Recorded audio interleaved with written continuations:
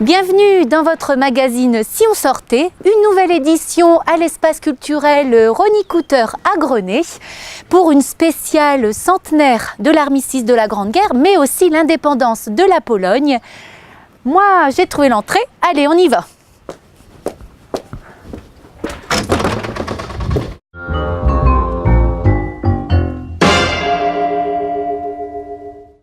Au sommaire aujourd'hui, une sortie découverte au musée 14-18 à Los Angeles, la rencontre avec Stanis le Polak, le Sam Blues Festival et pour terminer, l'agenda.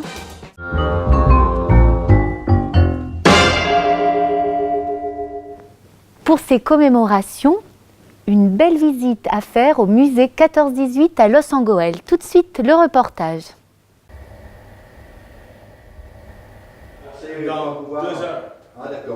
Bienvenue, vous êtes au musée Alexandre Villedieu, le musée de la guerre 14-18, donc à Los Angeles. Donc le musée s'appelle Alexandre Villedieu car il y a une vingtaine d'années, à l'époque, un agriculteur à Los Angeles a trouvé un stylo de Mac Waterman, et incroyable dans les champs évidemment, avec son corps, avec des artefacts quoi.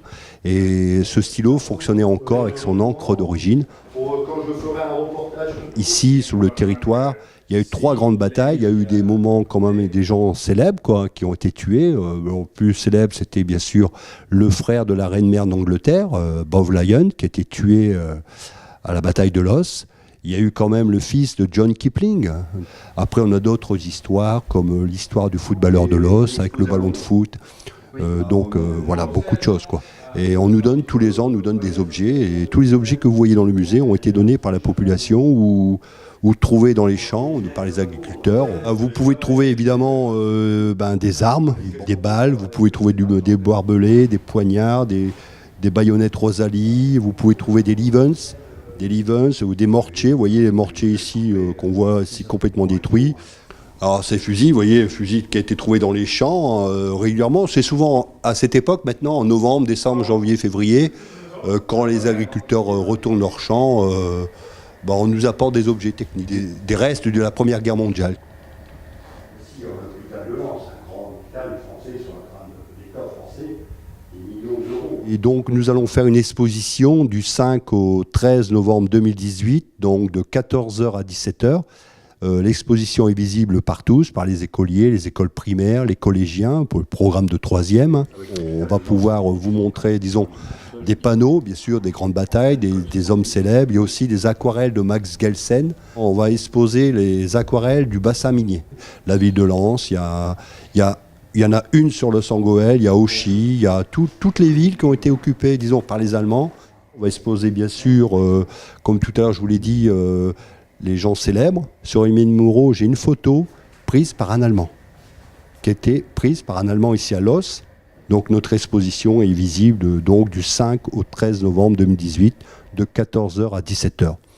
Et vous serez accueillis par des membres de l'association Los sur les traces de la Grande Guerre.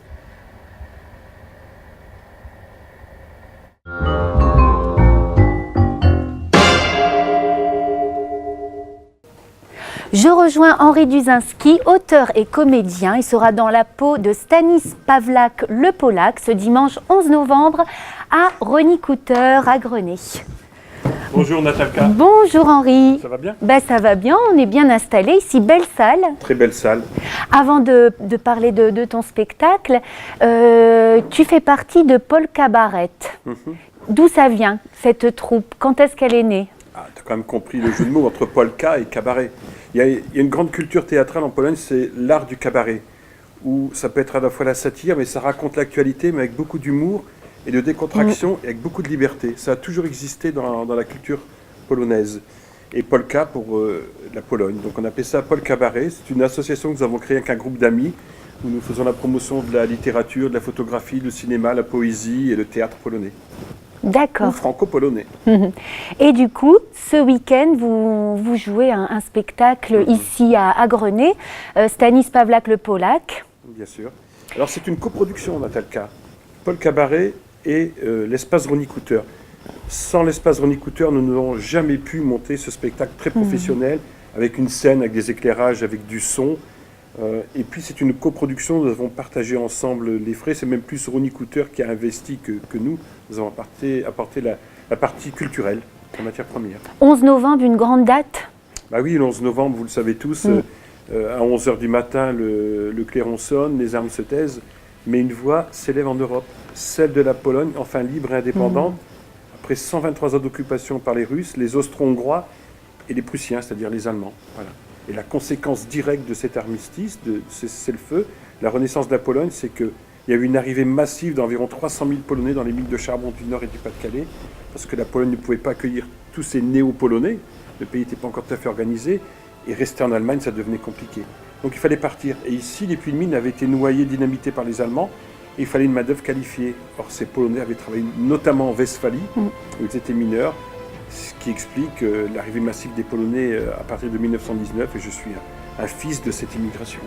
Donc j'ai souhaité, à l'occasion d'un centenaire à l'autre, raconter l'histoire des ch'tiskis, parce qu'ils sont devenus ch'tis, sans oublier de rester ski. Voilà. Deux dates importantes, également le 3 septembre 1919, l'arrivée massive, tu disais, des Polonais ici dans la région. Comment on fait pour représenter 100 ans en 1h40 ? Ben on se met un cadre journalistique, c'est-à-dire qu'on se met une contrainte pour ne pas déborder, parce qu'un siècle d'histoire multiplié par 300 000 personnes, ça fait 300 000 siècles, donc c'est impossible. Donc il faut aller vers le plus petit dénominateur commun, qui appartient à tout le monde, chacun va s'y retrouver, et on s'est fixé le cadre de 100 minutes pour 100 ans. Donc c'était ambitieux, la pièce faisait 2h30 au début, notre metteur en scène, le grand Bertrand Koch, a taillé, il a pris l'essentiel, reformaté, reformulé. On a mis du temps, on a mis à peu près 10 mois avant de trouver la bonne formule, mais là on en est à faire les dernières poussières du monument, quoi, à tout nettoyer, c'est propre, c'est beau, et puis chacun va s'y retrouver au moins à 5-6 reprises. Et puis je ne suis pas seul sur scène. Je suis accompagné par Marie-Laurence Delisle, qui est la chanteuse de référence ici dans le nord de la France, qui m'accompagne avec 6 chansons complètement adaptées au contenu de la pièce. Elle va même chanter en polonais alors qu'elle n'est pas polonaise. Très bien. Alors du rire, de la chanson, de la musique, des archives. Alors, c'est un travail très précis, historique. Tous les faits sont prouvés. À un moment, on part en 966, donc on remonte très loin, mais très vite, on revient au XXe siècle qui nous concerne.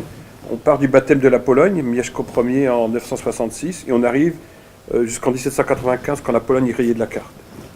Très vite. Et là, après, on entre dans cette histoire. Pourquoi les Polonais sont venus, qui ils étaient, comment ils parlaient, parce qu'il y a eu un choc pour eux de découvrir la France ravagée par la guerre, mais un choc énorme pour les Français de voir arriver soudainement, en moins de 10 ans, 300 000 étrangers qui bouleversent tout, par leur chant, par leur musique, leur habitude alimentaire, leur coutume, ne serait-ce que dormir dans une piégéna.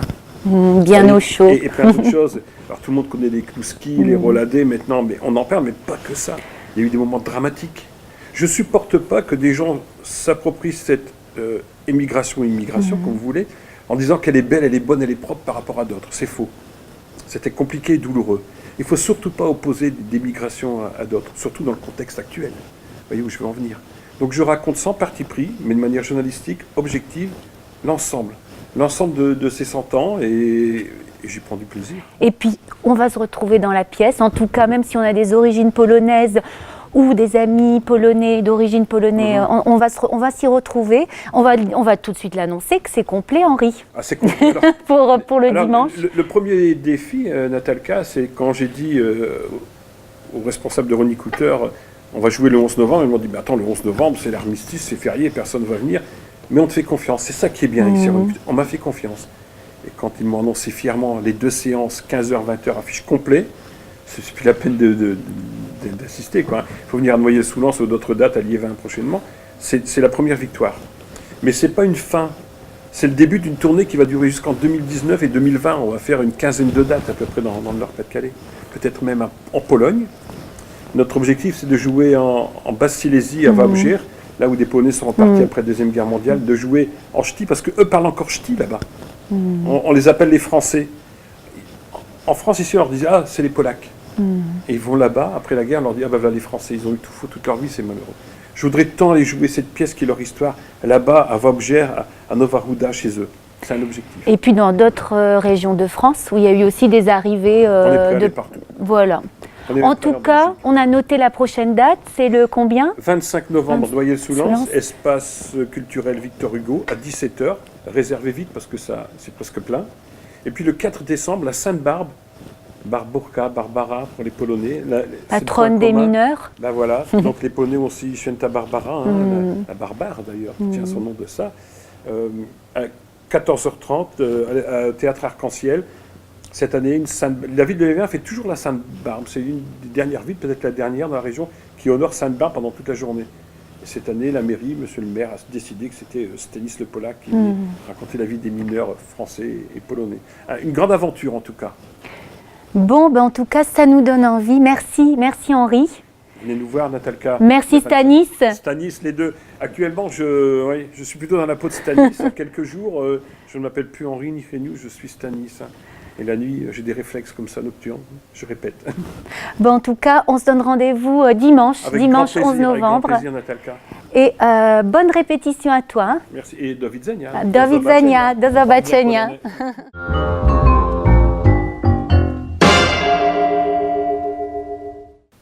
Vous connaissez le plus vieux festival de blues de la région? On a rencontré l'organisateur du Sam Blues Festival 2018. On l'écoute tout de suite. L'association Sam Blues est née en 2012, fondée par le groupe dans lequel j'évoluais à l'époque, qui était le Blues Travel Band, qui a fait d'ailleurs la toute première date du Sam Blues Festival de Méricourt. J'insiste pour mettre de Méricourt dedans, même s'il y a 3 communes maintenant, on en reparlera après. Et l'association Sam Blues, en fait, c'est service d'aide aux musiciens blues. Voilà. Et donc son premier bébé, ça a été le Festival de Méricourt. Alors il y a 3 communes et 4 dates, effectivement, 2 week-ends en suivant. Quasiment à chaque programmation, ce sont des nouveaux groupes. Et là, on a de la chance cette année parce qu'en fait, il y en a pas mal parmi ceux que j'ai choisi de programmer qui ont des actualités brûlantes. Soit une tournée des 20 ans pour Magic Buck qui viendra samedi à Givenchy-en-Goël, Rosedal qui est un super groupe français qui cartonne en ce moment au-delà des frontières et qui vient de sortir son album, là il va être dans les bacs je crois vendredi, tout pile, donc une semaine avant Avion. Les Néerlandais qui vont clôturer le festival ont gagné plein de prix. Ils ont été primés aussi bien dans leur pays qu'en Europe qu'aux États-Unis. Ils ont fini 3e du Challenge international de blues à Memphis. C'est le cas également, et là ils ont gagné pour Norman Jackson Band, qui eux nous viennent du sud des États-Unis. Enfin voilà, il y a plein de surprises tous les soirs pendant 4 jours.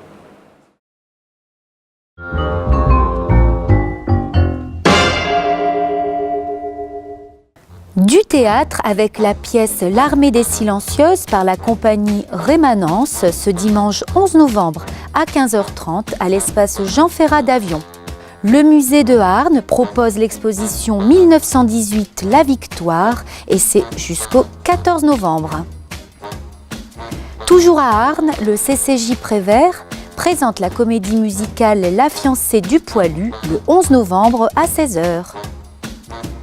2 expositions sont visibles à la médiathèque de Grenay autour de la correspondance de la Première Guerre mondiale et des armes et des arts jusqu'au 14 novembre. Dimanche à Lens, rendez-vous à 10h sur la place de l'Hôtel de Ville pour une commémoration en musique doublée d'une exposition. Retrouvez tout le programme des commémorations de l'agglomération sur le site de Lens-Liévin Tourisme. N'oubliez pas le Salon international des métiers d'art au Stade Bollard de Lelys à Lens du 9 au 11 novembre. Et on termine cet agenda avec le 73e Salon de l'automne organisé par le Groupement des artistes indépendants de Lens et ses environs. Exposition visible jusqu'au 23 novembre au Théâtre du Colisée de Lens. Vernissage samedi à 11h.